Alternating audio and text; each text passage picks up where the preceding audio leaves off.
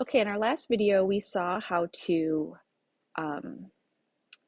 graph a system of inequalities, and now we're going to work backwards. What if we are provided with the graph and we have to write the system of linear inequalities? So what we're do is we really just focus on one line at a time, or one linear inequality at a time. What I am going to do is I'm going to label my line. So I'm going to say here is line A, the one that has the dotted line. So over here, let me identify the key information of line A. We want to try to find the slope, so if we can find two exact points and count the slope. There's a point, so I can see the rise. We're going up 2 and we are running 1. So our slope is 2 over 1, or 2. The y-intercept, where are we crossing the y-axis? And that's happening right there at a positive 3. So 0, 3. And now I can write the linear inequality for that. Well, actually, we have to notice a couple other things. We have a dotted line, and the shading is, let's see, if we put our pencil on the dotted line, maybe somewhere where it's more clear, if I go up, is the shading up there? Or if I go down, is the shading down there? And so you can see that the shading is below the line. So we are shading below. All right, so to write the inequality for line A, I'm going to write it down here. Y is, now it's a dotted line, so that means we can use a greater than or a less than, but we are shading below, so y is less than. Our slope is 2, so 2x, and our y-intercept is 3 plus 3. So there is the inequality for line A. Now I want to move on to line B, and this is just me organizing my work. So I can say, oh, all that information goes for this line, and this other information goes for the other line. We want to identify the slope first. So let's find two exact points on our blue line, line B. So here's one, and if I follow, there's the next one. So it looks like our slope is going to be, we went down 1 to the right one, down 1 to the right one, down 1 to the right one. So that is a slope of -1. The y-intercept is at positive 4.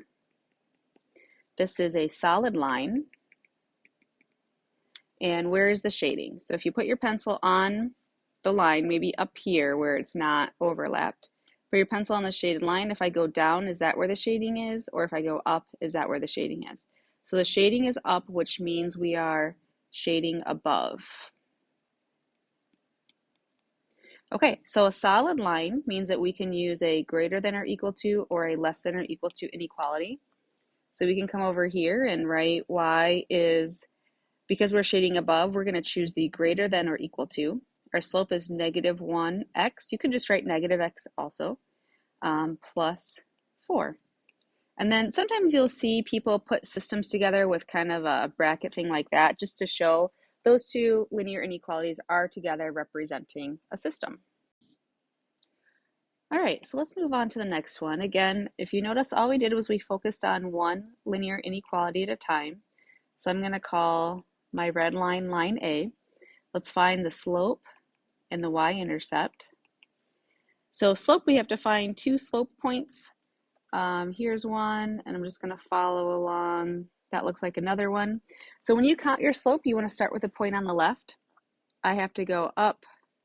Oh, this one's tricky. If you notice, our x's are not counting by ones. We are actually counting by 2's in every direction.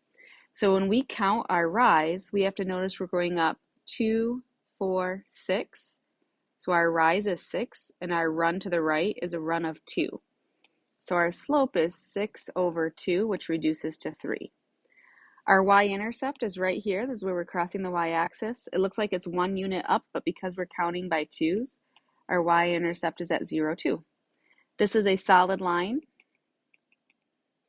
and the shading, is it shading above or below? So put your pencil on the line If I go down, is that where I have shaded? Or if I go up, is that where we have shaded? And we have shaded up, so that means we are shading above.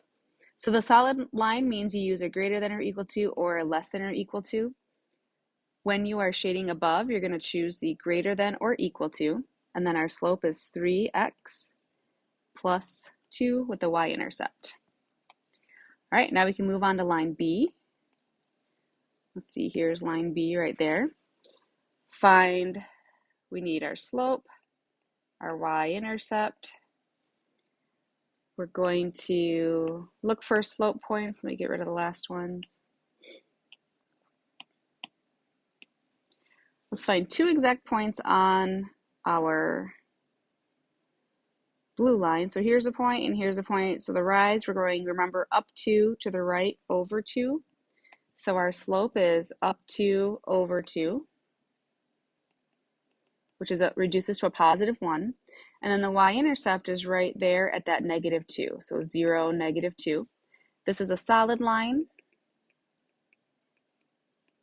And the shading, are we shading above or below the line? Put your pencil on the line. Did you shade above it or below it? We can see the shading is below, so this has shading below. Now, a solid line can be greater than or equal to or less than or equal to, but because we're shading below, we're going to choose the less than or equal to. Our slope is 1, so 1x or just x, and then minus 2 for the y-intercept. And then I'm just going to throw a bracket on just to indicate that those are put together as a system.